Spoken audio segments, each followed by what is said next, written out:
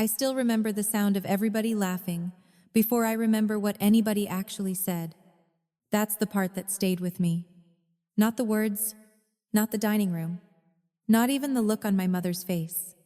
Just 30 people laughing at me all at once, like it was the most natural thing in the world. It happened on Thanksgiving night. I was 32 years old, standing in my parents' dining room in Columbus, Ohio, holding a $2 lottery ticket, while my sister cried tears of joy over a luxury Caribbean cruise package worth $13,000. And somehow, my parents thought those two gifts were equal.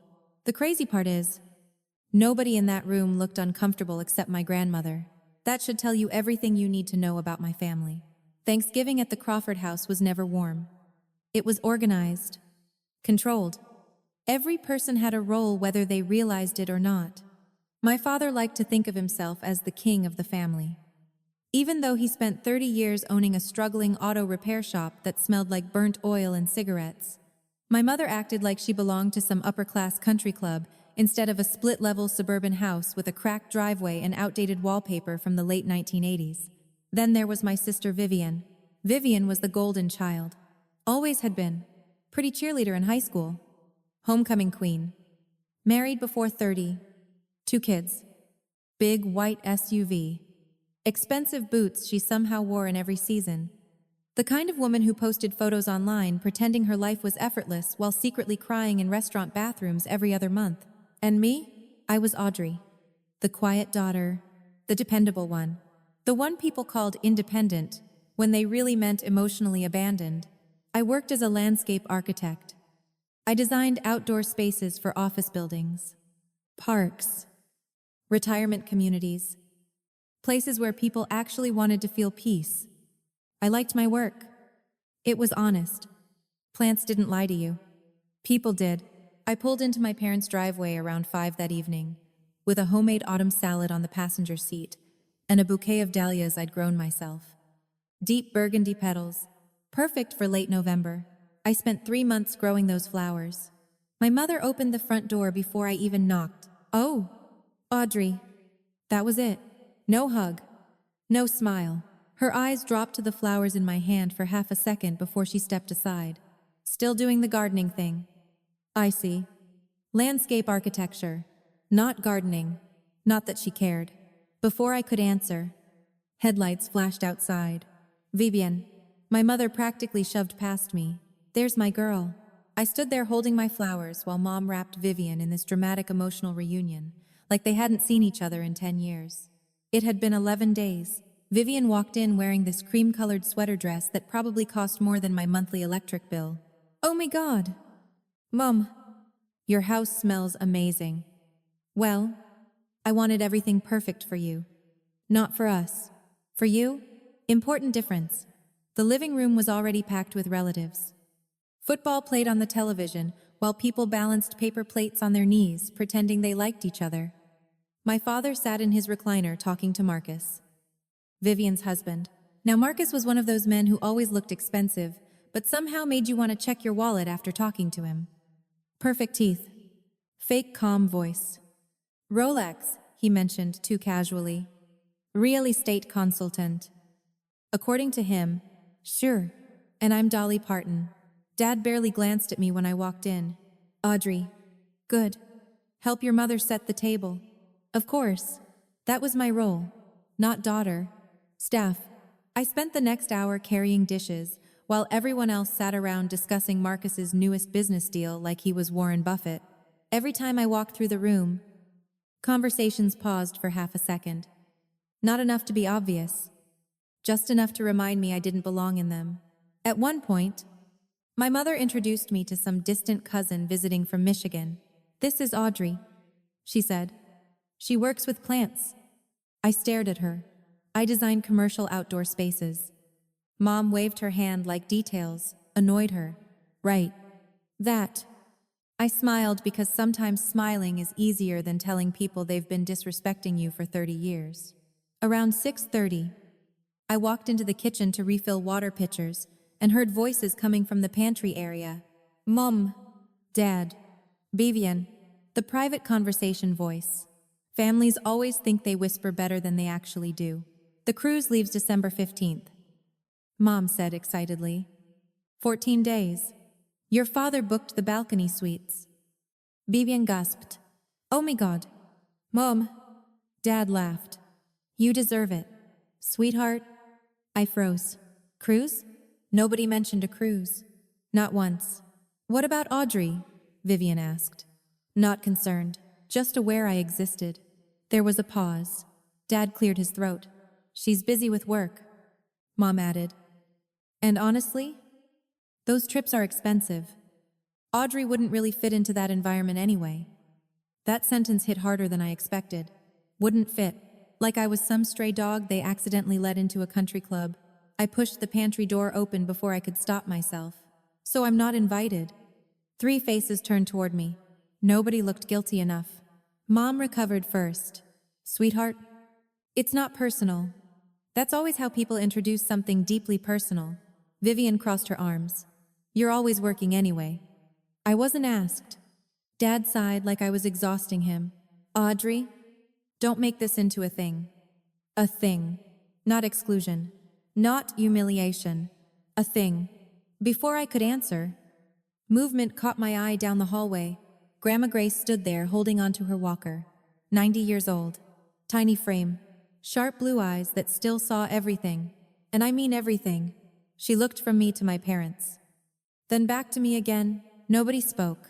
Grandma slowly reached for my hand and squeezed it once. That woman said more in silence than most people say in entire conversations. Then her lips moved softly. Call Thomas Smith. I frowned. What? But Mom immediately stepped in. Mom, you need to sit down. Grandma kept staring at me. Call him this week. I had no idea who Thomas Smith was. A lawyer, maybe. An old friend. I didn't know. What I did know was that Grandma looked nervous. And my grandmother was not a nervous woman. Dinner finally started around 7. 30 people squeezed around folding tables, while my father stood with a wine glass pretending we were the Kennedys. I just want to say how thankful I am for family, he announced. I almost laughed into my mashed potatoes. Family. That word gets thrown around a lot by people who treat you terribly. Dad smiled toward Vivian. Your mother and I have something special for our daughters this year. Here we go. Mom handed Vivian a large envelope first. Vivian opened it dramatically while everybody leaned forward like they were watching the Super Bowl. Then came the screaming, "Oh my God!" She covered her mouth. A Caribbean cruise? Applause exploded across the room. Mom started crying. Dad hugged Marcus like he personally discovered the Bahamas. 14 days. Mom said proudly.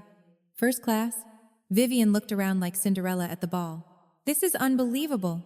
Then everybody turned toward me, and suddenly the room got quieter. Mom smiled that tight smile she used whenever she wanted to look generous while being cruel. Audrey, this one's for you. She handed me a tiny white envelope. Inside was a crumpled Mega Millions ticket. $2. That was it. This felt more appropriate for your situation, Mom said with a soft laugh. Somebody snorted. Marcus leaned back in his chair smirking. Well, hey, maybe she'll win $5. Laughter rolled through the room again. I felt my face getting hot. But something strange happened in that moment. I stopped feeling embarrassed. Seriously, after years of trying to earn love from people determined not to give it, something inside me just went quiet. Not broken. Finished. I looked down at that stupid little ticket sitting in my hand while everyone waited for me to react. So I smiled. Thanks. Mom, I said calmly. Who knows? Maybe this'll change my life. Nobody noticed the edge in my voice. But Grandma Grace did, and across the table, I caught her staring at my parents with a look I'd never seen before. Not disappointment. Not anger. Recognition. Like she had finally accepted something ugly she'd been denying for years. I folded the lottery ticket carefully and slid it into my coat pocket while everybody moved on, like nothing unusual had happened. That was the part that really got me. Nobody thought it was cruel. Not my parents. Not my cousins. Not even Vivian. To them, it was just another family joke where I happened to be the punchline. Dinner picked back up fast after that. Plates started moving around again. Football got louder. My Uncle Barry started arguing about gas prices with somebody across the table like the last 5 minutes hadn't happened at all. I excused myself quietly and carried a stack of dishes into the kitchen. Nobody offered to help. That wasn't new either. The kitchen smelled like turkey grease, cinnamon candles, and burned sweet potatoes because my mother still refused to admit she couldn't cook yams properly. I stood at the sink rinsing plates while laughter echoed from the dining room. Every laugh felt further away than the last. At some point, Aunt Marlene walked in holding 2 empty wine glasses. Now Marlene was my mother's younger sister, and the only person in the family who ever looked uncomfortable when people treated me badly. She never stopped it, but at least she noticed it. That counts for something in families like mine. She set the glasses beside the sink. "You okay, honey?" There it was. The quiet voice people use when they already know the answer. "I'm fine." She gave me a look. "You always say that." "Because everybody always asks after the damage is done." That slipped out before I could soften it. Marlene sighed and leaned against the counter. "Your mother thinks she's funny." "No. She thinks she's subtle." That actually made Marlene laugh a little. Then her expression changed. "She shouldn't have done that in front of everybody." I kept scrubbing the same plate even though it was already clean. You know what the weird part is? I think she genuinely believed she was being generous. Marlene stayed quiet, and honestly, silence said more than defense ever could. From the dining room, I heard Marcus talking louder than everybody else again. That man treated conversations like auditions. "You gotta understand the market," he was saying. "Most people stay broke because they think emotionally instead of strategically." I rolled my eyes so hard I almost saw my childhood. Marlene lowered her voice. "Be careful around him." I looked over. "What does that mean?" She hesitated too long, which immediately told me something was wrong. "I just mean..." She adjusted her bracelet nervously. "Marcus isn't exactly what he pretends to be. Neither is half this family." "That's true." She pushed herself off the counter. Then she almost said something else. I could see it. People don't realize how obvious they become when they're carrying secrets. Their whole face changes, like their brain is fighting with their mouth. But before Marlene could continue, my mother stormed into the kitchen, already irritated about something. "There you are. Audrey. The coffee station needs refilling." Of course it did. I dried my hands slowly. "Sure." Mom looked at the sink. "You missed a plate." I stared at her. 1 plate. 30 people in the house. And she noticed 1 plate. That's how my mother loved people. Through criticism, I picked up the plate. "Thanks, Coach." She frowned immediately. Sarcasm always confused her, because she thought she invented passive aggression. Back in the dining room, Dad had moved into one of his favorite activities, pretending we were a close family for an audience. He had his arm around Marcus now. "You know, family's everything at my age." Interesting thing for a man to say, after publicly humiliating one of his daughters 20 minutes earlier. Marcus nodded like he was filming a political campaign ad. "That's why I always tell Vivian how lucky she is. Not everybody gets this kind of support system." I nearly choked on my own saliva. Support system? I had been paying my own bills since I was 21. When my car transmission died 3 winters ago, nobody helped me. When I worked 70-hour weeks launching my design business, nobody encouraged me.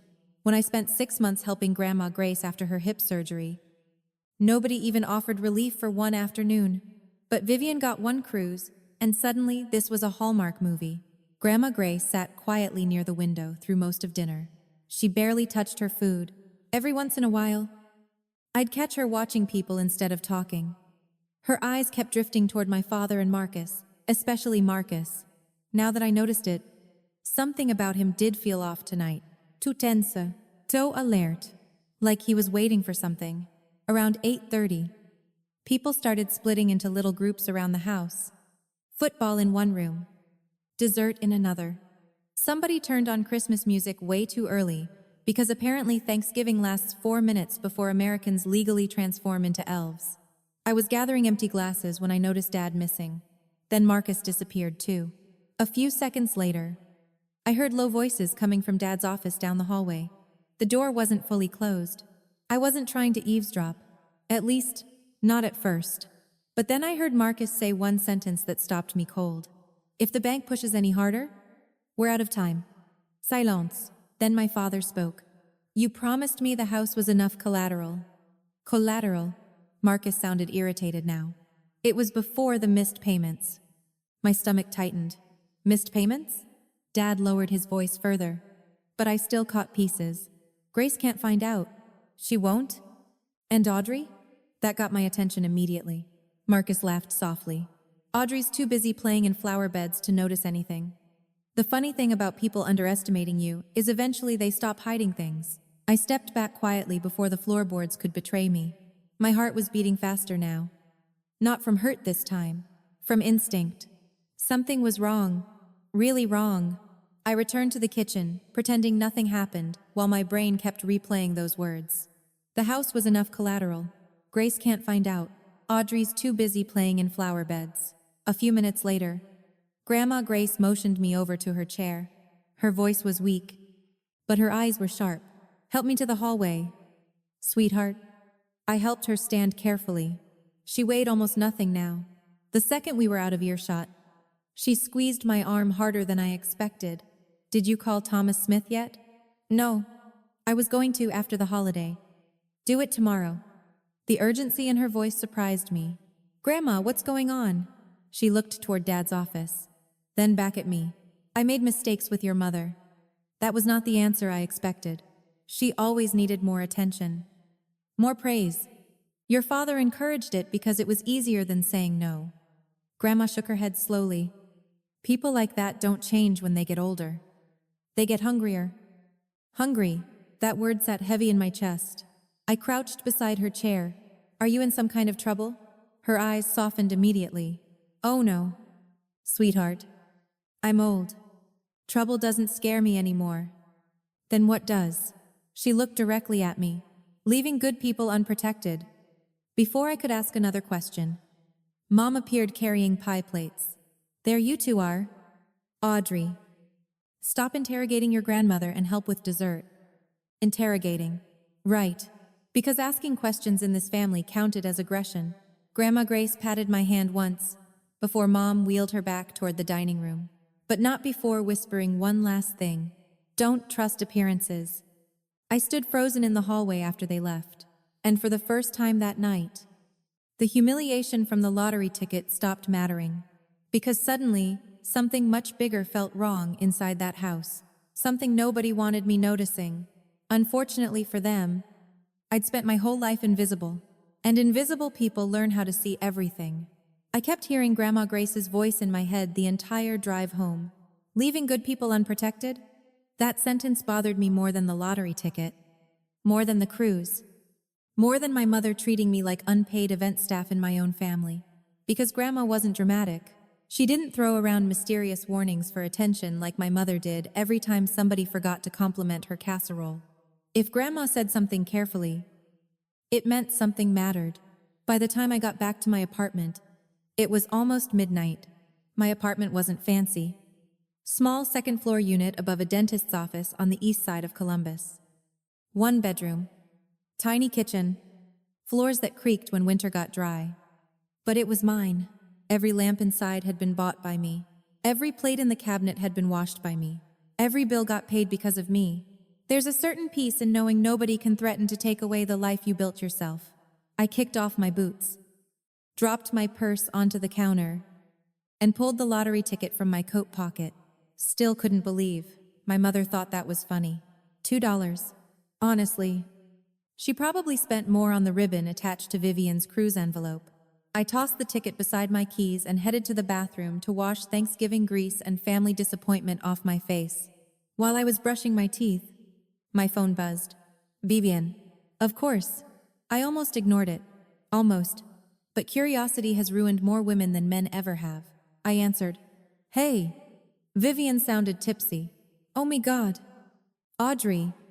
You left without saying goodbye. I said goodbye to Grandma. You know what I mean. I didn't answer. There was background noise behind her. Laughter. Music. Marcus talking loudly somewhere nearby. Still celebrating. Vivian lowered her voice slightly. Mom thinks you're upset. Interesting how my mother suddenly noticed emotions after publicly humiliating me. I'm fine.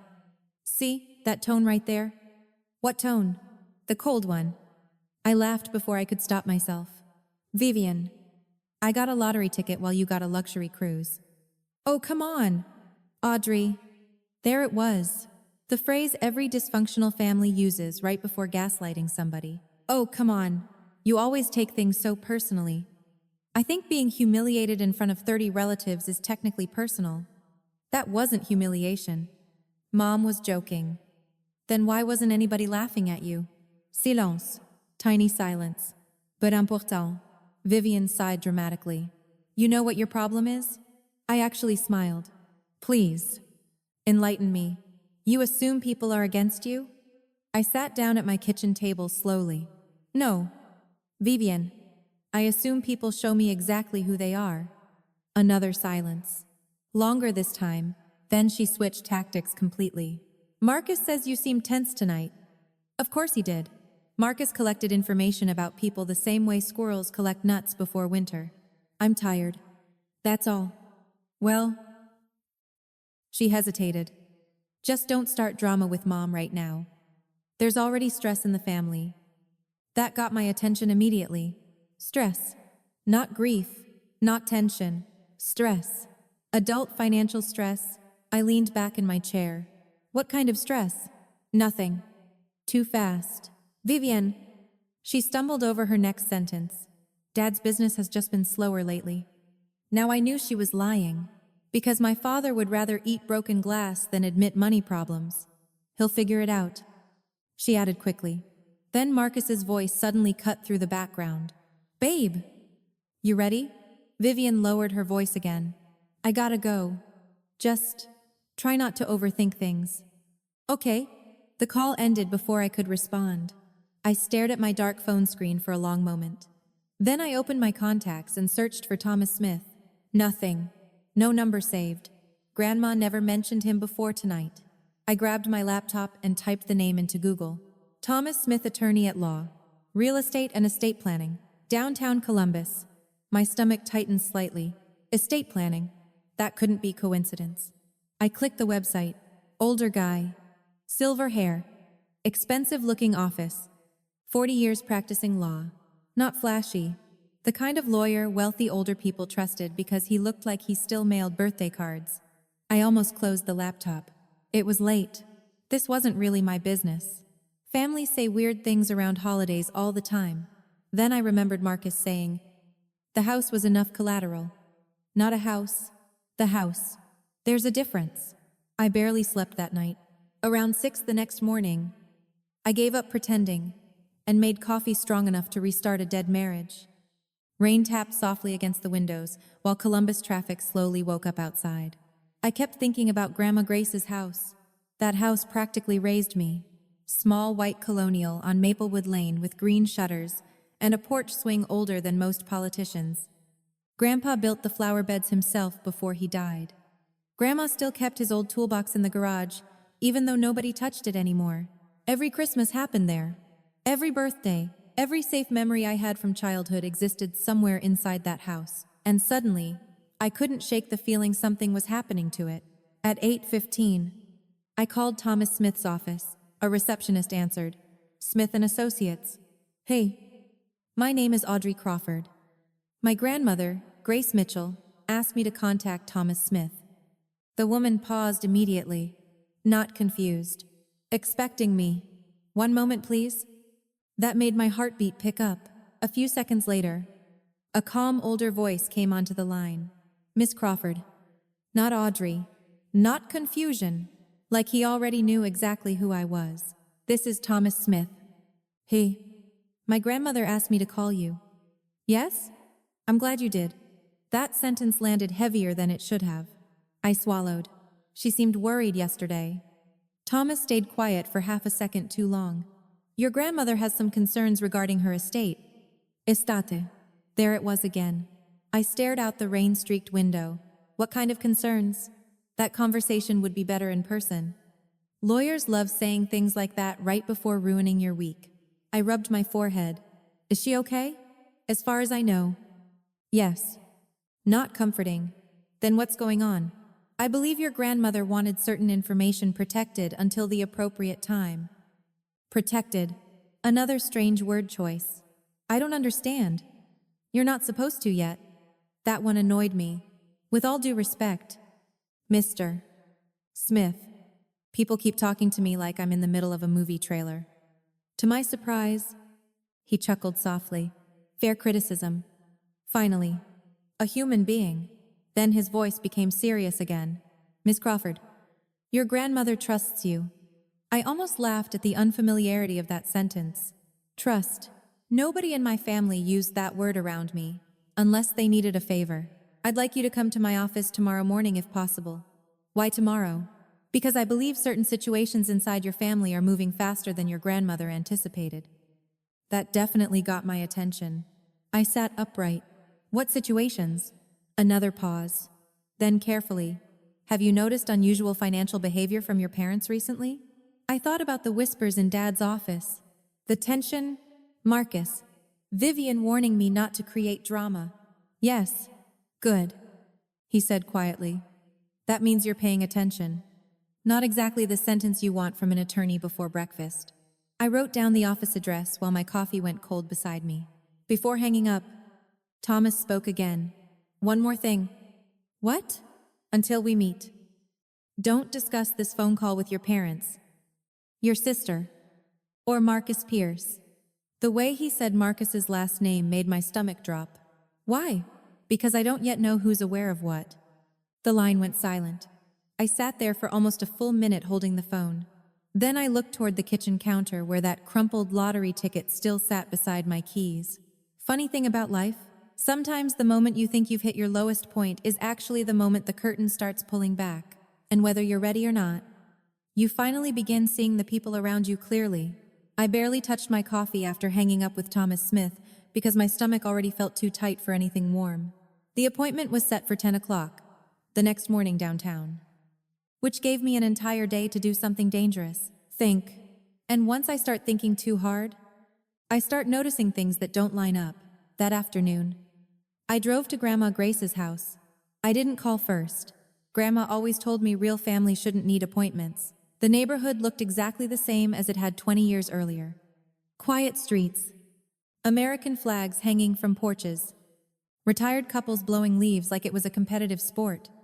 Somebody already had Christmas decorations up 2 days after Thanksgiving because apparently patience died sometime around the invention of online shopping. But Grandma's house looked different. Not bad exactly, just neglected. The front flower beds were overgrown. Dead branches still hung near the porch railings. Usually Grandma would have had all that cleaned up before Thanksgiving. That woman once trimmed hedges with pneumonia. I parked at the curb and walked up the driveway slowly. Before I could knock, the front door opened. Not Grandma. My father. That surprised both of us. Audrey. His tone immediately tightened. What are you doing here? Interesting question for a daughter visiting her grandmother's house. I came to see Grandma. She's resting. Dad stepped halfway outside, blocking the doorway just enough to notice. That tiny movement told me more than his words did. Okay, I said calmly. Then I'll wait. No need. She's been tired lately. I looked past him into the house. Something felt off immediately. The living room furniture was rearranged. Stacks of papers sat on the dining table. Dad's jacket hung over Grandma's favorite reading chair like he owned the place. Maybe he technically thought he did. Why are you here? I asked. Dad crossed his arms. Helping out. My father had never voluntarily helped out a day in his life unless money was involved. Then Marcus walked into view from the hallway carrying a file box. And suddenly every alarm bell in my body started ringing.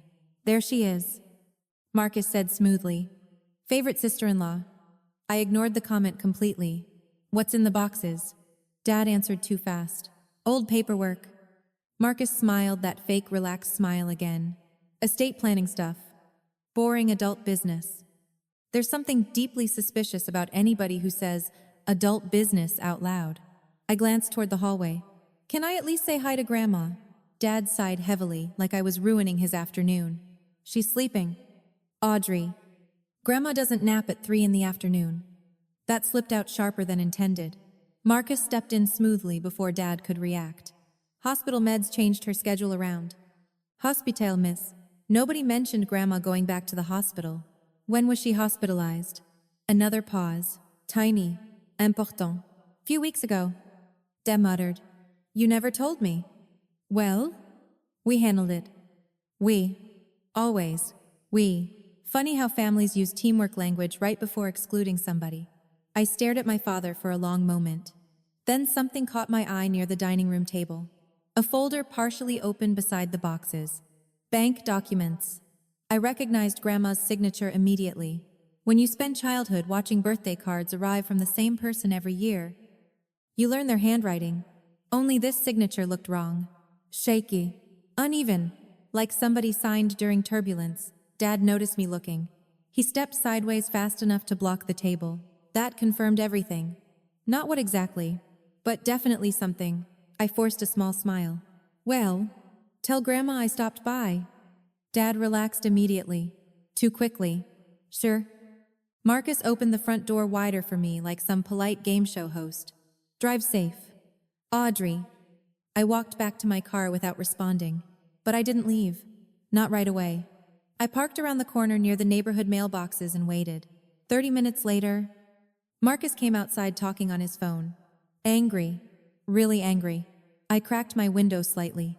I told you the paperwork's already signed. He snapped. No. She won't challenge it. Signed. Paperwork again. Marcus paced beside his SUV. Well then, pressure the bank another week. Bank. There it was again. He lowered his voice after that. But I'd already heard enough. The second he drove away, I made a decision that honestly changed the rest of my life. I went back. Not through the front door. Through the side gate leading to Grandma's backyard. Now before anybody gets judgmental, let me remind you something. When a 90-year-old woman starts warning you about lawyers and protection, while shady relatives suddenly play landlord inside her house, normal manners leave the building. The back door was unlocked. Of course it was. Grandma still trusted the world, like it was 1962. Inside, the house felt too quiet. No television. No radio. No Grandma humming old church songs in the kitchen. Just silence. Grandma? I called softly. Nothing. I moved carefully through the hallway toward the guest room. Empty. Bathroom. Empty. Then I heard movement upstairs. Slow footsteps. I climbed quietly and found Grandma sitting on the edge of her bed, looking exhausted. The relief on her face when she saw me nearly broke my heart. Audrey. I rushed over. Grandma. What's going on? Her hands trembled slightly as she grabbed mine. They didn't tell me you came earlier. Of course they didn't. Dad said you were sleeping. I was medicated. Something about the way she said that word made my chest tighten. There were pill bottles all over her nightstand. More than I'd ever seen before. Grandma, why are Dad and Marcus handling your paperwork? Her eyes shifted away immediately. Never a good sign. They said they were helping organize things. What things? She hesitated. The house? There it was. I crouched beside her. What about the house? Grandma looked smaller than I'd ever seen her. Not physically, emotionally. They said refinancing would protect everybody. Protect everybody. Another phrase people use right before stealing something. Did you sign anything? Long silence. Then slowly. She nodded. My stomach dropped. When? After the hospital. The room suddenly felt colder. Grandma, were you on pain medication? Yes. Did you understand the papers? She looked genuinely ashamed. No. That answer hit me harder than anger would have. Because confused old people don't blame others first. They blame themselves. I squeezed her hand carefully. You did nothing wrong? Tears filled her eyes instantly. They kept saying your father needed help. That the business was struggling. Marcus said it was temporary. Temporary. I almost laughed.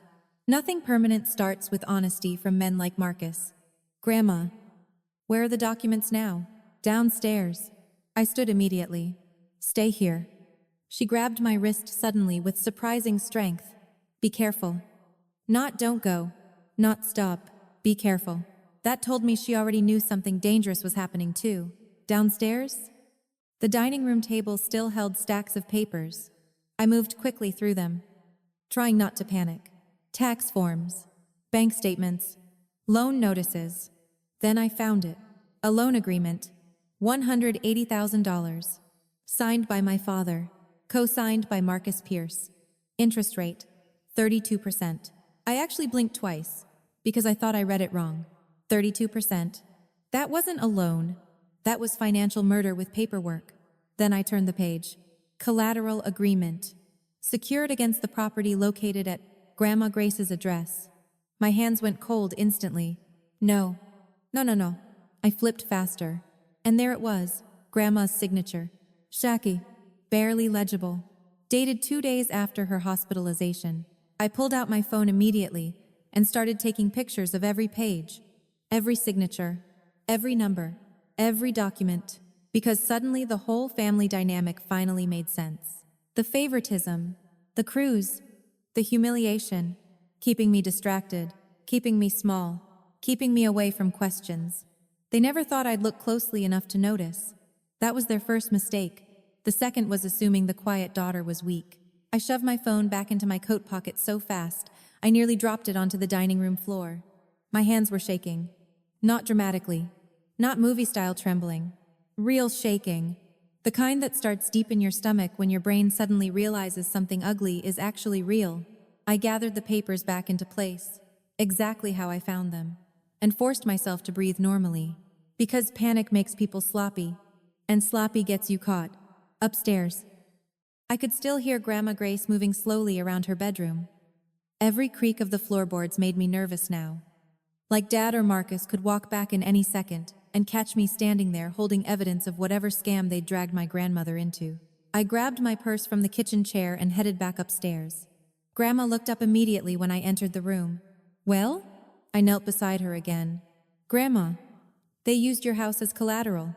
Even saying the sentence out loud felt disgusting. Her face fell instantly. No. Yes. She closed her eyes. For a few seconds, neither of us spoke. Then she whispered something that honestly broke my heart more than the fraud itself. I thought I was helping your father. That's the thing about good people. They always assume everybody else is operating from love too. I squeezed her hand carefully. You didn't do anything wrong. But I signed it. You signed papers while recovering from surgery and pain medication? Her eyes filled with tears again. Your father said the bank just needed temporary documentation. Temporary. That word again. Scammers love temporary because it sounds harmless. I sat back on my heels trying to organize my thoughts. How much does he owe? I don't know exactly. I did. $180,000. At 32% interest, which meant the bank wasn't the real danger. Marcus was. I stood slowly. Grandma, I need you to promise me something. What? Don't sign anything else. She nodded immediately. Okay. And if Dad or Marcus ask questions about me being here today, don't mention the papers. That hesitation in her eyes told me everything. You think they're dangerous? I thought carefully before answering. No.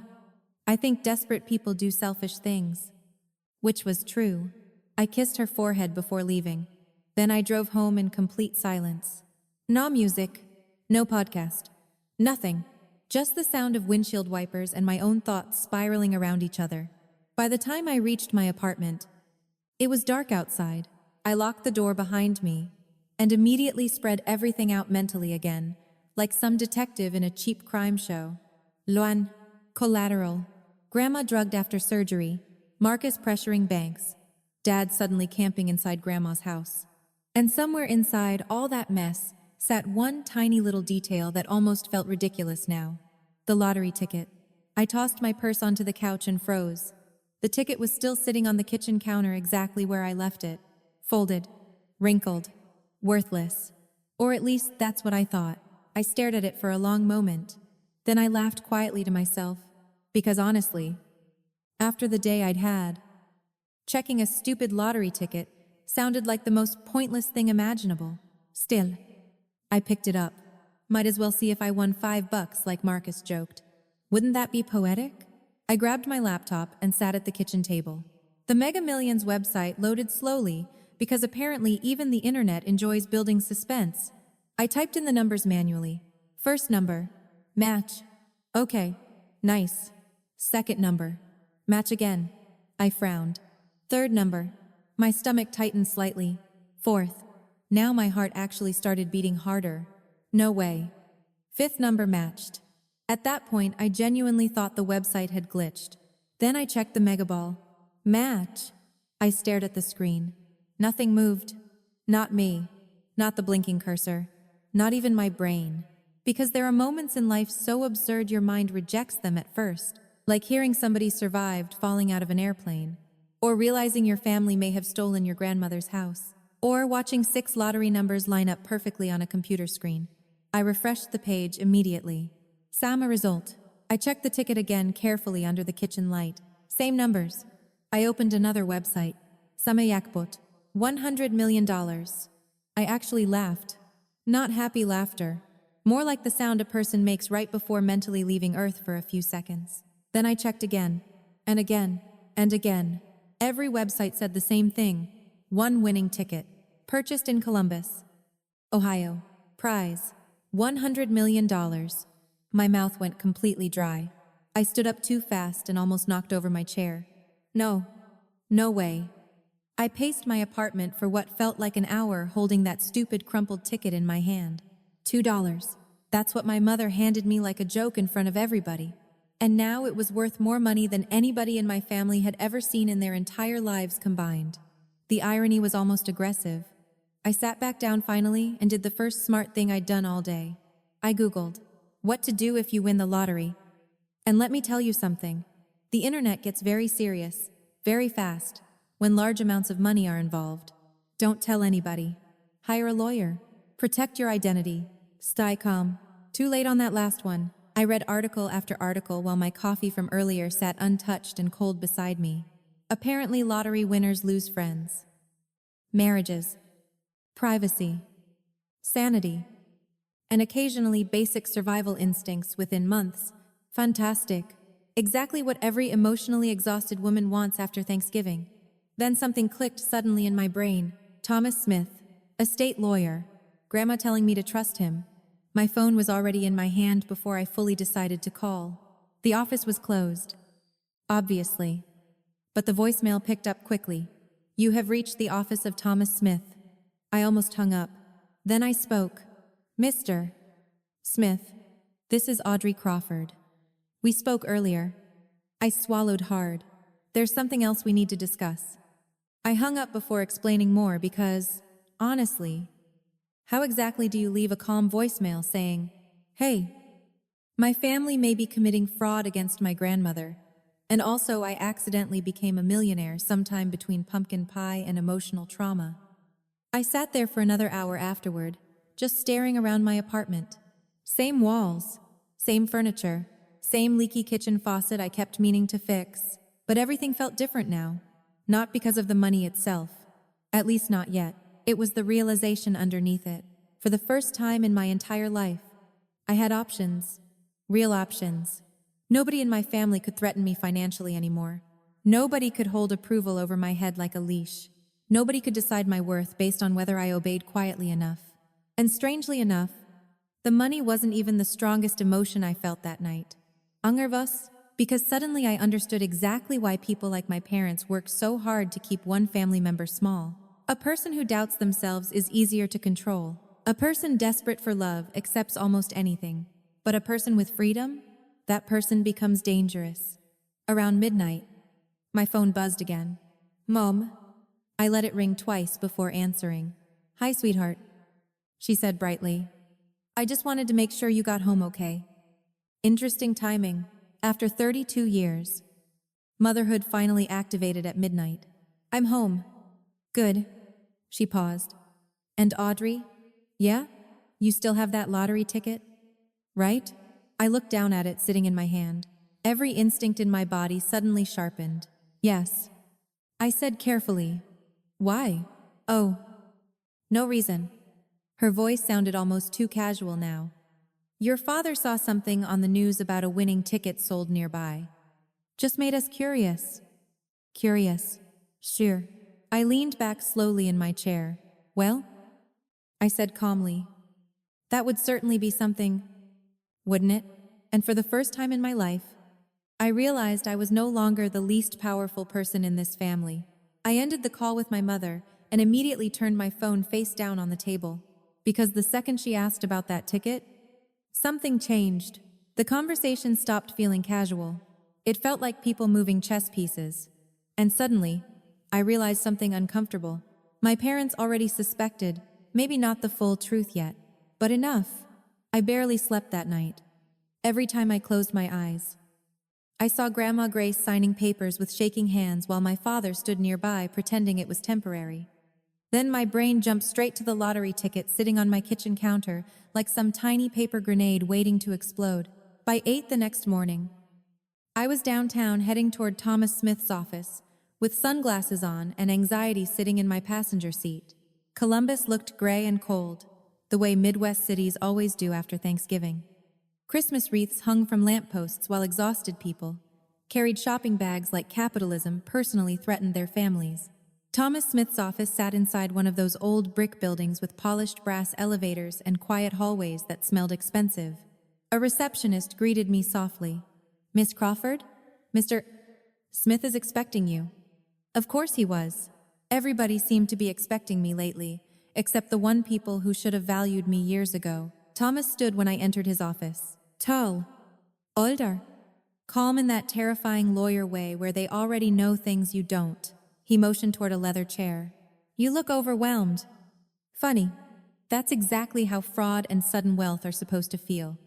That earned the smallest smile from him. Good. At least one person in this situation still had a pulse. I sat down carefully. Before I could speak, Thomas slid a folder across the desk toward me. "Your grandmother asked me to prepare this years ago." I opened it slowly. Trust documents, bank records, legal paperwork. Then I saw the amount, $500,000. I looked up immediately. "What is this?" "A trust established by your grandmother 10 years ago in your name." I blinked hard. "No, that can't be right." "It is." My brain genuinely struggled processing the sentence. Grandma Grace had set aside $500,000 for me? 10 years ago? Before my business? Before my apartment? Before any of this? Why didn't she tell me? Thomas folded his hands calmly. "Because she believed certain members of your family would pressure you into sharing it." Certain members. Professional people love polite wording. I stared back at the documents. She trusted me that much? She trusted you the most? That hit harder than the money itself. Nobody prepares emotionally for being loved correctly after years of emotional leftovers. I swallowed carefully. She always said you never asked her for anything. Thomas adjusted his glasses slightly. Apparently that mattered to her. I laughed once under my breath. Meanwhile, my sister married a human Rolex advertisement and still got rewarded for existing. Life's funny. Thomas watched me quietly for a moment before speaking again. "Now tell me about the lottery ticket." Straight to business. I pulled the ticket from my purse carefully and handed it over. Thomas studied it for maybe 3 seconds. Then he looked at me. "Have you told anyone?" "No." "Good. Keep it that way." He opened a drawer, removed a yellow legal pad, and immediately started writing things down. "You'll need asset protection, anonymous claim structures, tax attorneys, security planning." Security planning? Yes? That word made me sit straighter. Thomas leaned back slightly. "Miss Crawford, people behave differently around money, especially family." "No kidding. I already think my father and brother-in-law committed fraud against my grandmother." "Then you already understand the situation better than most lottery winners." Fair point. Thomas set the ticket down carefully. "After taxes, you're likely looking at approximately $62 million depending on payout structure." I laughed nervously. "Approximately? Forgive me. Lawyers enjoy precision. Apparently my family enjoys crimes." That made him smile again briefly. Then his face became serious. "The documents you photographed yesterday concern me much more than the lottery." I immediately pulled out my phone and handed him the pictures. Thomas studied each image slowly. The longer he looked, the tighter his expression became. Finally, he exhaled quietly. "This is bad." "How bad?" "Potentially criminal." A cold wave moved through my stomach again. Thomas tapped one image carefully. The timing alone is highly suspicious. Your grandmother signs over collateral rights while recovering from surgery under heavy medication. She told me she barely understood the paperwork. That helps? Can we stop it? Thomas looked thoughtful. Yes. Not maybe. Not probably. Yes. That single word felt like oxygen. But, he continued carefully, it becomes complicated because Marcus Pierce structured the loan privately. I figured he was shady. Thomas gave me a long look. Miss Crawford. Legitimate financial consultants do not issue private loans at 32% interest rates secured against elderly women's homes. Good. Nice hearing professionals confirm my instincts instead of calling me dramatic for once. What happens if Dad defaults? Marcus potentially acquires the property. I stared at him. So my father basically gambled Grandma's house? In simple terms. Yes. I leaned back slowly, and suddenly years of family behavior started reorganizing themselves in my head. The favoritism, the constant criticism, keeping me out of financial conversations, treating me like the harmless daughter, because people hiding things don't like observant family members, especially observant daughters who aren't financially dependent. Thomas interrupted my thoughts gently. There's another issue. Of course there is. Your family will eventually realize you won. Mom already suspects. That got his attention immediately. What happened? I explained last night's phone call. Thomas nodded slowly. Then timing matters now. He opened another folder. If you want my advice, you need to separate emotionally from your family before they learn the full amount. I laughed softly. Emotionally separated happened around the $2 lottery ticket. No, Thomas said calmly. That was humiliation. I'm talking about leverage. That sentence stayed with me, because he was right. Families like mine survive through guilt, obligation, expectation. They train one person to carry emotional responsibility for everybody else's bad behavior. And suddenly I could see the entire machine clearly. Thomas slid another document toward me. An LLC structure for anonymous lottery claiming. We move quickly. Quietly. I scanned the paperwork. You've done this before? A few times. Please tell me nobody cried and bought a tiger. He actually laughed at that. One man bought 6 jet skis in February. Midwestern people really lose their minds with money. Yes, which is why you're not going to tell anyone yet. I nodded slowly. Then something hit me. What if I use the money to stop the foreclosure? Thomas studied me carefully. You mean your grandmother's house? Yes. You understand that's not a small financial favor? The debt plus penalties may exceed $200,000. I almost laughed. 24 hours earlier, that amount would have sounded impossible. Now it sounded like replacing a roof. I don't care. Thomas watched me quietly. You're angry. Yes, but your first instinct is still protection, not revenge. I thought about Grandma Grace sitting upstairs looking ashamed for trusting her own son. Then I thought about my mother handing me that ticket with a smile. And honestly, that's when I realized the money itself wasn't the real power. Clarity was. For the first time in my life, I could help people without begging anybody for permission first. I looked directly at Thomas. What do we do next? He closed the folder slowly. First, we make sure your family never realizes how underestimated you actually are. I walked out of Thomas Smith's office feeling like I'd aged 10 years and grown a backbone at the same time. The city air hit cold against my face as I stood on the sidewalk downtown trying to process everything. $100 million, a secret trust fund, a fraudulent loan tied to my grandmother's house. And somehow the thing bothering me most wasn't even the money. It was the betrayal, because when strangers hurt you, it's painful. When family does it calmly over years while smiling across holiday dinners, it changes the way you see people permanently. My phone buzzed while I stood at the crosswalk. Vivian. Again, I almost ignored it. But something told me not to. Hey, I answered. Vivian sounded stressed this time. Not dramatic stressed. Real stressed. Have you talked to Mom today? No. She's acting weird. I nearly laughed. That narrowed it down to every day since 1998. What kind of weird? She keeps asking about the lottery ticket. There it was. I kept my voice neutral. Why? She saw something online about the winning ticket being sold near Henderson Avenue. That little convenience store, the same one where Mom bought my appropriate gift. Vivian lowered her voice. Marcus thinks whoever won probably hasn't claimed it yet. Interesting. Marcus was thinking about the money already. Not celebrating for the mystery winner. Calculating. What does that have to do with me? I asked calmly. Well, she hesitated. Mom keeps saying statistically, it would be crazy if your ticket actually won. That sentence sat there between us for a second. Statistically crazy. Emotionally inconvenient. Financially, life-ruining for them. I'm at work. Vivian. Right. Sorry. Before hanging up, she added something quieter. Just, if something weird's going on, tell me. I almost answered honestly. Almost. But I still didn't know whether Vivian was clueless or complicit, and those are two very different things. That evening, Aunt Marlene called. Now that surprised me. Marlene usually avoided conflict like it personally charged rent.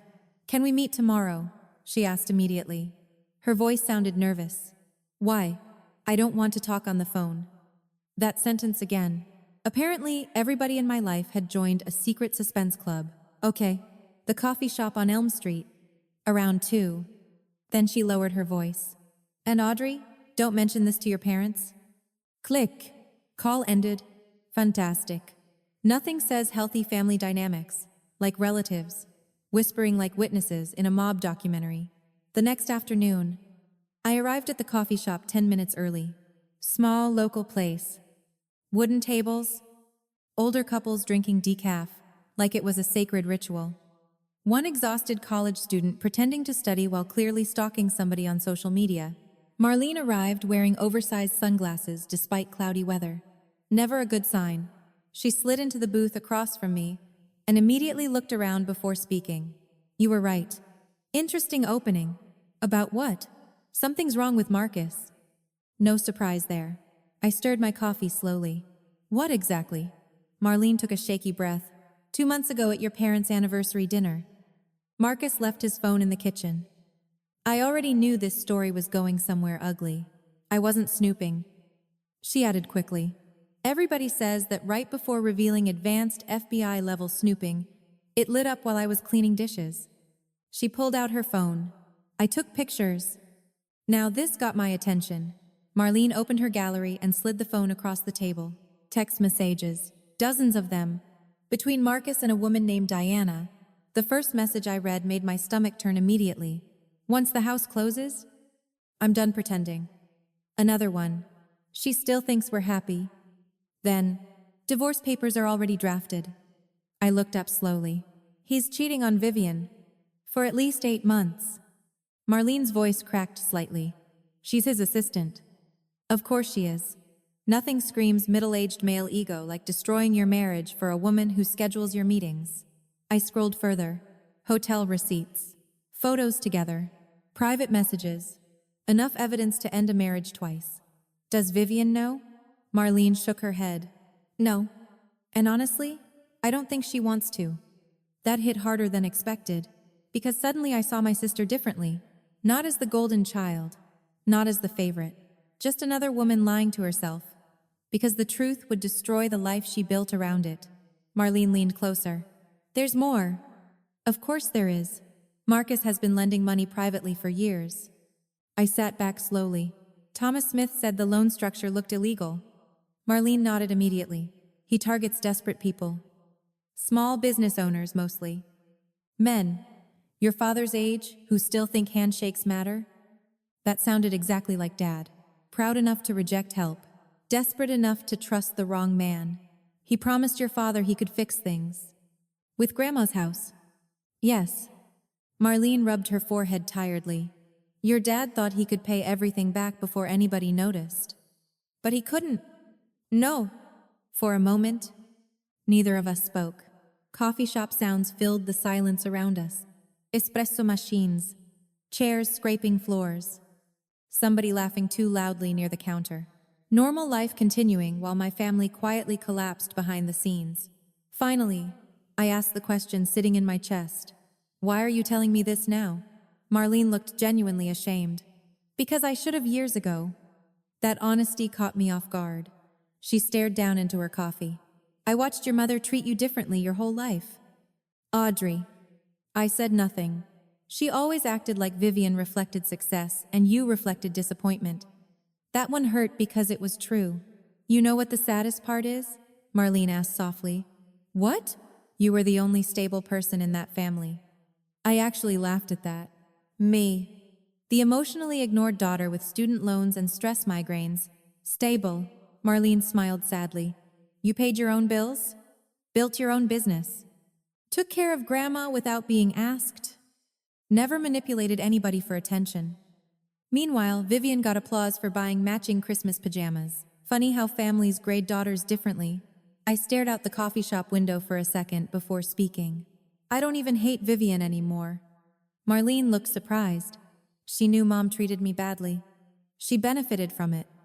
But honestly, I shrugged lightly. I think she built her whole identity around being chosen. And now? Now I think Marcus chose her for convenience. That silence afterward felt heavy. Because we both knew it was true. Marlene reached into her purse again and handed me a folded paper. What's this? Private investigator information. I blinked. You hired a PI? No. Your grandmother did. That nearly made me choke on my coffee. What? She started getting suspicious after the hospital paperwork. I unfolded the paper slowly. Investigator notes, property concerns, financial irregularities, Marcus Pierce background review pending. Grandma Grace had been quietly investigating her own family. That realization broke my heart a little. A 90-year-old woman realizing too late she couldn't fully trust her own son. Marlene touched my hand gently. She was trying to protect you. I looked down at the paper, then at my untouched coffee, then out the window again. And somewhere in the middle of all that, I realized something important. The story I'd been telling myself for years was wrong. I thought I was the forgotten daughter, the extra, the family disappointment. But no, people like my parents don't push away weak children. They push away the ones they can't fully control. And for the first time in my life, I finally understood why they always worked so hard to make me doubt myself. I drove home from the coffee shop with Aunt Marlene feeling strangely calm for the first time in days. Not happy. Definitely not peaceful. But focused. There's a difference. When your whole life has been built around surviving emotional chaos, clarity almost feels unnatural at first. Like your brain keeps waiting for somebody to slam a door or start yelling. Instead, all I felt was certainty. Marcus was dangerous. My father was drowning financially. My mother either knew everything or chose not to know because denial matched her curtains better. And Vivian? Vivian was living inside a fantasy, so fragile it could probably collapse from one honest conversation. Meanwhile, I was sitting on a winning lottery ticket worth $100 million while secretly working with lawyers to stop my family from losing Grandma Grace's house. Honestly, if somebody pitched this story to Netflix, executives would call it unrealistic. The next week became a strange performance. I kept showing up to family events, kept answering texts, kept smiling politely. Because the moment manipulative people realize you see through them, they change strategies. And I wasn't ready for them to know that yet. The cruise dinner happened the following Saturday. A bon voyage celebration before my parents, Vivian and Marcus left for their Caribbean trip. Funny how people drowning in debt always find money for luxury vacations. The dinner took place at my parents' house again. Same dining room, same fake warmth. Same emotional hostage situation with mashed potatoes. This time, though, I noticed everything differently. Dad looked exhausted. Not physically, financially exhausted. There's a specific look men get when they've spent too long pretending everything's under control. Their smiles stop reaching their eyes. Their shoulders stay tense even sitting down. Mom overcompensated all evening. Too cheerful, so loud. The kind of woman aggressively performing happiness because silence might expose reality. And Marcus? Marcus watched people. Constantly. Every conversation. Every reaction. Every tiny emotional shift in the room. That man didn't socialize. He assessed. Audrey, Mom called the second I walked in. Can you help arrange the centerpieces? Of course. Still unpaid staff. I smiled pleasantly. Sure. As I adjusted candles and fake winter greenery around the dining table, I overheard Marcus talking to Dad near the kitchen. Once we get back, we'll finalize everything. Dad nodded tightly. Okay. No delays this time. There was tension underneath the conversation now. Pressure. Like Marcus had stopped pretending patience. I kept arranging candles quietly like I couldn't hear them. Invisible daughters hear everything. Vivian floated into the room, wearing another expensive sweater outfit that probably had its own zip code. I'm so excited for this trip, she said dramatically. I seriously need a vacation. Must be exhausting, ignoring red flags full time. She smiled at me. You sure you can't come? Interesting question, considering nobody invited me. I've got work. Mom jumped in immediately. Audrey's always working. That little comment used to bother me. Not anymore. Because financially responsible women always sound boring to people living off illusion. Dinner started around 7. Wine flowed. Stories got louder. Dad gave another speech about family because apparently emotionally unavailable men believe microphones count as intimacy. Then Marcus stood up holding his glass. Now that surprised me. I just want to say how grateful I am to be part of this family. I almost inhaled a dinner roll. Marcus continued smoothly. People throw around the word loyalty these days. But the Crawfords really understand what it means to support each other. Support. There's that word again. The whole table nodded proudly, while Grandma Grace stared down at her untouched food. She'd been quieter lately, more tired, but every once in a while, she'd look directly at me with those sharp blue eyes like she was silently checking whether I still understood what mattered. I did. Marcus raised his glass toward Dad. Especially Gerald. That man would do anything for family. I nearly laughed out loud. Yes. Including accidentally gambling his mother's house to a legal loan shark wearing loafers. The dinner dragged on another hour while everybody talked about cruise excursions, snorkeling, casinos, spa packages. At one point, Vivian pulled out a printed itinerary, like she was unveiling military operations. Mom leaned toward me. You could have had experiences like this too. Audrey. I looked at her calmly. What does that mean? She shrugged. If you'd made different choices? There it was. The Crawford family specialty. Turning every conversation into criticism disguised as wisdom. I smiled softly. I like my life. Mom gave me the same expression people give vegans at barbecue restaurants. Sympathy mixed with confusion. Marcus suddenly leaned toward me from across the table. You still got that lottery ticket? Every instinct inside me sharpened immediately. I kept my face neutral. Somewhere. He smirked. You should check it. Never know. Oh. I know. I know very well. Dad jumped into the conversation too fast. Apparently somebody local won the jackpot. Really? I asked calmly. $100 million? Vivian said. Can you imagine? Actually, yes. Quite vividly. Mom laughed. If Audrey won that kind of money, she'd probably spend it on trees. Everybody laughed. Even May. Because honestly, that was kind of true. The difference was I'd buy trees legally, instead of stealing houses from senior citizens. After dessert, Grandma Grace motioned for me quietly. I followed her into the hallway while everyone else kept talking. She lowered her voice immediately. Did you meet with Thomas? Yes.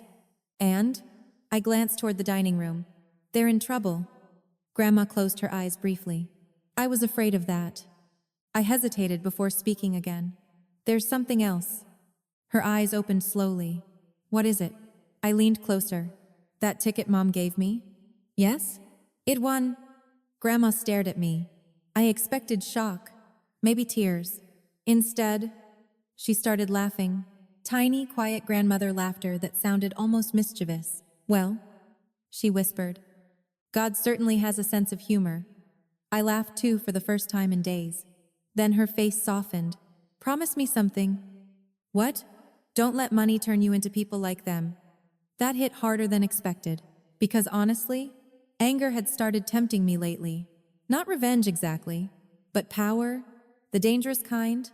I squeezed her hand gently. I won't. And I meant it. Because somewhere along the way, this stopped being about money. It became about truth. About seeing people clearly. About understanding that being underestimated your whole life can actually become an advantage. Nobody in that dining room saw me as a threat. Not Mom. Not Dad. Not Marcus. Not even Vivian. To them, I was still Audrey.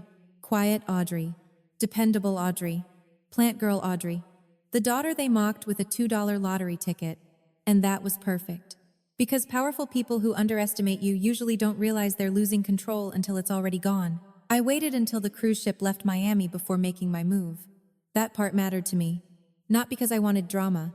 Honestly, I was trying to avoid it. But there's something strangely poetic about people sailing into the Caribbean, thinking they've escaped consequences, while the truth quietly waits for them offshore. The morning they left, Mom sent a family group photo from the port. Dad smiling too hard. Vivian holding a tropical drink at 9:30 in the morning like she'd personally survived the Great Depression. Marcus wearing sunglasses indoors because apparently being emotionally dishonest wasn't enough. The caption read, "Family time at last." I stared at the picture for a long moment before setting my phone down. Funny, they only started using the word family heavily once money became involved. By then, Thomas Smith had already created the LLC structure for the lottery claim. The ticket was secure. Legal paperwork was moving quietly in the background. Nobody knew the money was already real. And most importantly, nobody knew I had evidence. That afternoon, I sat in my apartment, organizing everything one final time. Loan documents, photos, hospital timelines, Marcus and Diana's messages from Aunt Marlene, private investigator notes, everything. I wasn't building revenge. I was building truth. There's a difference. Revenge screams. Truth waits calmly and lets people destroy themselves. Around 6 that evening, my phone started buzzing. Mom? Then Dad. Then Vivian. Again. And again. Apparently the local news had released more details about the winning ticket location. Close enough now that my family's greed had officially activated. I finally answered on the 7th call. Mom sounded breathless. Audrey. Hey. Mom. You checked the ticket? Right? Straight to business. No pretending anymore. Why? Oh. Don't play games. Her voice tightened immediately. Your father and I are just curious. Curious. That word again. I leaned back calmly on my couch. Well, I did check it. Silence exploded across the line. Then Dad's voice suddenly appeared. You did? Interesting. Speakerphone. Of course. Yeah. And? Mom asked too quickly. I looked out my apartment window at the city lights. Then I smiled slowly. I think we should all talk together. Another silence. This one nervous. What does that mean? Vivian asked in the background. I mean, maybe we should do a family video call tonight. Marcus finally spoke. Smooth voice. Controlled. That sounds smart. Of course he thought so. Men like Marcus always believe they're walking into negotiations they can control. I checked the time. 8 o'clock. Then I hung up before anyone could keep fishing for information. The next 2 hours felt strangely peaceful. I made tea. Fed my neighbor's cat because she was visiting family in Cincinnati. Watered my plants. That part still makes me laugh. Imagine secretly becoming a multi-millionaire while pruning basil. Life is weird. At exactly 8 o'clock, I opened the video call. Their faces filled my laptop screen almost immediately. They were sitting together in some luxury lounge area aboard the cruise ship. Fancy lighting. Ocean visible through giant windows behind them. Meanwhile, I sat alone in sweatpants drinking chamomile tea. And somehow, I was the most powerful person in the conversation. Mom smiled too brightly. There's our girl. Dad leaned toward the camera. So, Vivian looked anxious already. Marcus looked focused. Always calculating. I smiled politely. You all look relaxed. We're having a wonderful time. Mom said quickly. But we've been worried about you. Sure. Terrified. Actually, just not emotionally. Dad cleared his throat. Audrey, did you win? There it was. No warmth. No congratulations. Just hunger. I looked directly into the camera. Yes. The silence afterward felt almost holy. Mom covered her mouth dramatically. Bibi gasped. Dad stared frozen. Marcus recovered first. How much? Not. Are you okay? Not. That's incredible. How much? I leaned back calmly. $100 million? Mom started crying instantly. Real tears, too. Not from love. From math? Dad kept blinking like his brain short-circuited. Vivian looked genuinely shocked.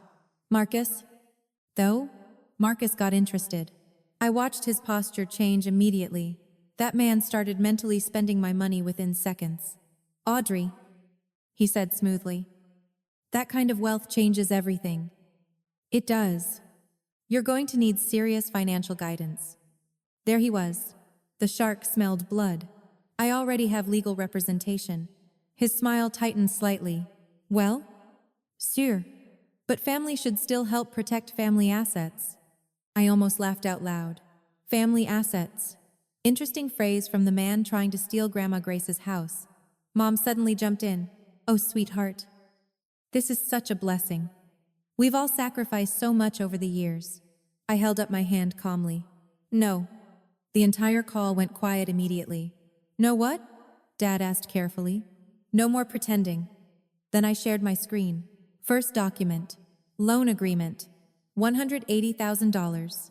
32% interest. Signed by my father and Marcus Pierce. The color drained from Dad's face instantly. Mom looked confused. Vivian frowned. Marcus stopped moving completely. I spoke calmly. This is the private loan tied to Grandma Grace's house. Dad found his voice first. Audrey, you don't understand. Oh, I understand perfectly. I clicked to the next image. Grandma's shaky signature. Collateral agreement. Hospital dates. Medication records. Mom's face went white. You used Grandma's home as collateral while she was medicated after surgery. No. Dad snapped suddenly. It wasn't like that. Then explain it. He couldn't, because truth has a nasty habit of removing performance options. Marcus leaned forward. This is private family business.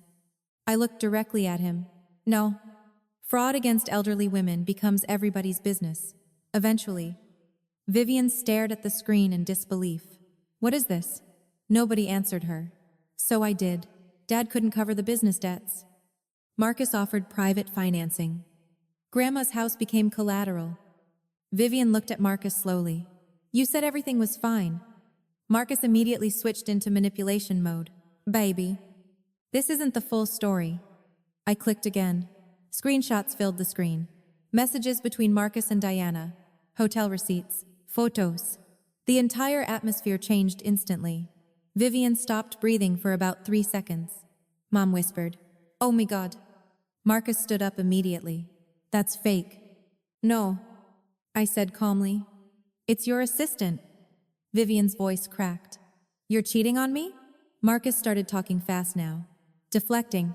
Blaming. Classic coward behavior. Audrey's twisting things because she's bitter. Bitter. That word used to hurt me.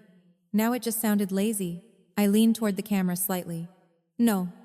Marcus, I'm exposing things because you underestimated me. Silence. Pure silence. Then I delivered the final part.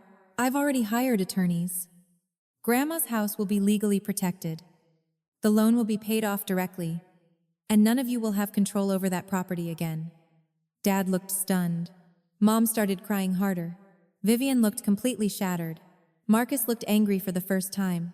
Real anger, not performance. Because predators panic once prey stops acting afraid. Dad finally spoke quietly. You'd do this to your own family? I looked directly at him. No. Then I closed my laptop. Because sometimes the most powerful thing you can do is leave people alone with the truth they created themselves. I sat there for a long time after closing the laptop. No dramatic music. No victory speech. No crying. Just silence and a half-finished cup of tea that had gone cold during the most insane family conversation of my life. People love imagining moments like that. The big confrontation, the emotional payoff, the fantasy where everybody finally realizes your value and apologizes through tears while inspirational music plays in the background. Real life doesn't work that way. Real life feels quiet afterward. Exhausted. Like your nervous system finally stopped bracing for impact. My phone exploded within minutes. Calls, texts, voicemails. Mom first, then Dad, then Vivian. Then Marcus 3 times in a row because manipulative men always believe persistence counts as authority. I ignored all of them. Instead, I opened my apartment windows and let cold November air move through the room. For the first time in years, I could actually breathe inside my own life. The next morning, Thomas Smith called. "You handled that better than most people would?" That's because most people haven't spent 32 years emotionally preparing for one conversation. He actually laughed softly at that. Then his tone became professional again. "I've already started the legal process regarding your grandmother's property." "Good. With your approval? We'll clear the entire debt immediately and transfer ownership protections into a trust structure." "Do it." Not hesitation. Not maybe. Do it. Because honestly, money stopped feeling abstract the second I realized it could protect somebody I loved. 3 days later, the cruise ended early. Apparently, paradise becomes less relaxing once your marriage explodes and your financial crimes get exposed over satellite internet. Vivian filed for divorce before they even docked in Miami. That part shocked everybody except me. Because once women finally see the truth clearly, they usually move faster than men expect. Marcus tried controlling the narrative immediately. Of course he did. Men like him survive through confidence. He started telling relatives I was unstable, emotional, bitter. Funny thing about evidence, though, evidence doesn't care about charisma. Especially after Diana decided she was angry too. Now listen, I don't normally celebrate chaos, but watching a cheating assistant expose a manipulative fake finance husband across social media while sitting in pajama pants, eating leftover Chinese takeout? That's a very specific kind of American entertainment. Within 48 hours, Diana posted screenshots, photos, hotel receipts, voice messages, everything. Marcus looked less like a successful consultant and more like a middle-aged scammer who owned too many tight polo shirts. Then the business complaints surfaced. Apparently, my father wasn't the only desperate man Marcus had trapped in predatory loans. 2 separate investigations opened within weeks, and just like that, the man who loved talking about strategy suddenly disappeared from public view entirely. Karma doesn't always arrive dramatically. Sometimes it just quietly removes the spotlight from people who abused it. Dad's repair shop closed 2 months later. That part hurt more than I expected. Not because I approved of what he did, but because I remembered being little and sitting inside that garage while he taught me how to check oil levels and hold a flashlight correctly. Parents are complicated like that. You can love pieces of people while still recognizing they damaged you. Dad never called to apologize. Not once. Mom called constantly, mostly crying, mostly blaming me. "Audrey, you humiliated this family." Interesting statement from the woman who publicly gifted her daughter a $2 lottery ticket. One afternoon, she showed up outside my apartment unexpectedly. I almost didn't buzz her in. Almost. She looked older somehow. Smaller. Like reality had finally reached her without makeup. The second she walked inside, her eyes landed on the apartment. Not on me. The apartment. People always reveal themselves through what they notice first. "You moved." "Yes." "You didn't tell us." "You didn't tell me you were signing Grandma's house away." That ended the small talk quickly. Mom sat down slowly at the kitchen table. For a second, she actually looked tired enough to tell the truth. Then she ruined it. "You could have helped us." There it was. Not, "I'm sorry." Not, "We were wrong." Helped us. I leaned against the counter quietly. "You mean financially?" "We're family." "No," I said calmly. "We're related." That hit her harder than yelling would have. She stared at me for a long moment. "When did you become so cold?" I laughed softly. "Probably around the time you taught me love was conditional." Silence. Real silence this time. Then something surprising happened. Mom started crying. Not dramatically. Not performance tears. Just exhausted tears from a woman whose entire self-image finally cracked open. "We thought you didn't need us," she whispered. That sentence nearly made me angry all over again. People say that about strong women constantly. She doesn't need anybody. No. Usually she just learned asking doesn't work. I sat across from her slowly. "You know what the saddest part is?" Mom wiped her eyes. "What?" "I spent most of my life trying to earn basic kindness from people who should have given it freely." She looked down immediately. Because somewhere deep down, she knew. The conversation lasted another hour. No miracles happened. No movie ending. Mom didn't suddenly transform into a healthy, emotionally mature parent because life doesn't work like Hallmark Channel after dark. But something shifted slightly. Enough honesty entered the room for both of us to finally stop pretending. Grandma Grace moved back into her house in early spring. That day mattered more to me than the lottery money ever did. I stood beside her wheelchair while nurses helped settle her into the living room again. Sunlight poured through the windows across the hardwood floors. Her flowers had started blooming again outside. I'd replanted the entire front garden myself. Grandma looked around slowly with tears in her eyes. "Home," she whispered. That one word made everything worth it. The trust structure protected the property permanently. Full medical care was arranged. Financial oversight was locked down tight enough that nobody could manipulate her again. For the first time in a long time, she looked peaceful. Vivian and I started talking again about 6 months later. Carefully, awkwardly, like two people learning a language they should have spoken years ago. She apologized eventually. A real apology, too. No excuses. No but. Just truth. Turns out, losing everything fake forced her to finally become honest. Funny how that works. As for me, I kept my business, kept my routines, kept buying plants I absolutely did not have room for. I bought a modest house near Grandma's neighborhood. Nothing ridiculous. No mansion. No gold faucets. No celebrity nonsense. Just peace. That's all I ever really wanted. Peace. People ask me sometimes whether $100 million changed my life. Honestly, not the way they think. Money didn't heal my childhood. It didn't erase loneliness. It didn't magically create healthy parents. What changed my life was finally understanding something simple. The people who benefit from your silence will always call you difficult the moment you start telling the truth. And sometimes the most powerful thing a person can do is stop accepting love that feels like humiliation. That lottery ticket really did change my life. Not because of the jackpot, because it forced me to finally see my worth clearly.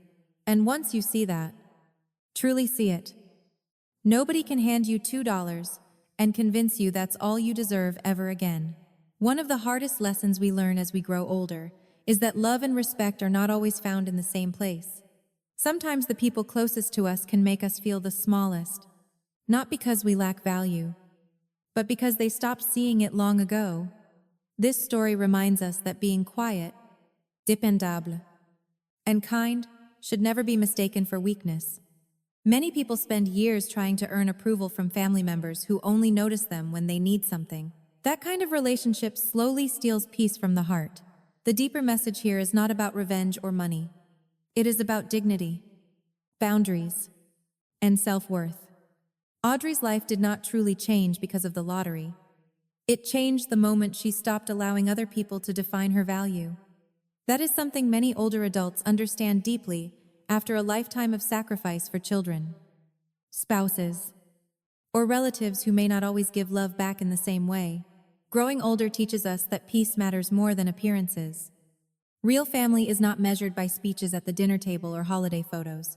Real family is shown through honesty, protection, loyalty, and kindness when it truly matters.